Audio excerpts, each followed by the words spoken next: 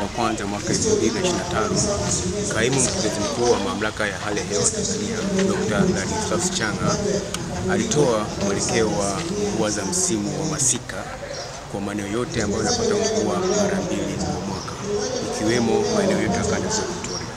Sasa nikieleza zaidi katika maeneo ya kanda ya Victoria, ilielezwa kwamba mvua hizi zinatarajiwa kuanza wiki ya kwanza na ya pili ya mwezi wa 3 2025, na pia zinatarajiwa kuisha wiki ya kwanza ya mwezi wa 5 mwaka 2025. Na ilielezwa kwamba mvua hizi zinatarajiwa kuwa na ongezeko la mvua katika mwezi wa Aprili, na wengi tumeshuhudia tumekuwa na hali ya ongezeko la mvua katika maeneo mengi ya kanda ya Victoria, ikiwemo mkoa wa Mwanza kama tumeshuhudia.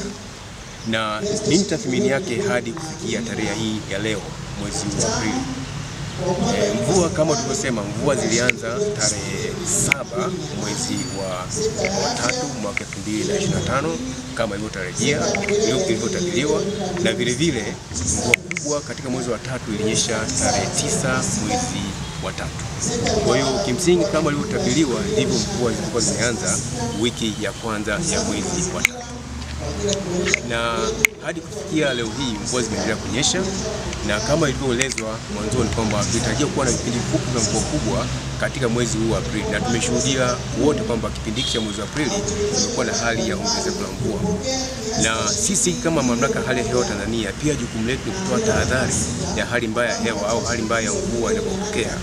Tarehe 8 mwezi wa 4 mwaka huu, mamlaka ya hali ya hewa Tanzania ilitoa tahadhari ya mvua kubwa katika maeneo mengi ya kanda ya Victoria, ikiwemo mkoa wetu wa Mwanza, na wengi tulishuhudia mvua ilinyesha kubwa na ilisababisha adha katika daraja lile la Mkuyuni kati ya Mwanza na stendi ya Nyegezi.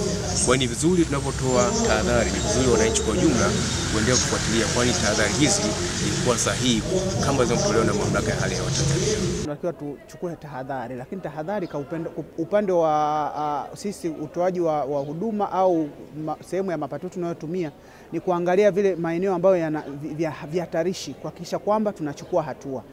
Mathalani tumeambiwa kwamba huenda kukanyesha mvua sana.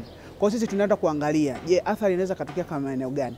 Labda sehemu kwenye mambo ya mifereji kuziba, takataka na nini. Kwa sisi sehemu ya mapato tunatoa kwa ajili ya kuhakikisha kwamba usafi unafanyika, mifereji inazibuliwa, ili inapotokea janga, basi inapotokea hiyo hali kusiwe na changamoto ambayo inaweza kupelekea kutokea hayo majanga. Mvua zinapokuwa zimeanza, kwanza wachukue tahadhari ya wao kama wao, kwa sababu mvua zinaweza zikawa nyingi.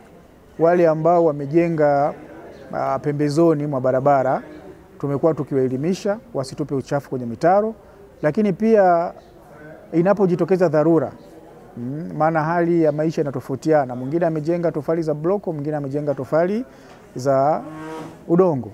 Kwa hiyo tumekuwa tukiwatahadharisha kuchukua tahadhari, lakini pia inapojitokeza tatizo la aina yote ile, kama mafuriko, labda nyumba imedondoka, basi wanatoa taarifa mapema kwa uongozi. Tunafika pale, tunaangalia namna gani ya kuwasaidia ili wasiendelee kudhurika. Serikali ilitoa pesa ya kujenga fensi. Shule ya msingi Busweru sasa hivi ina fensi, lakini pia shule ya msingi Kaselia fensi na yenyewe imeanza kujengwa.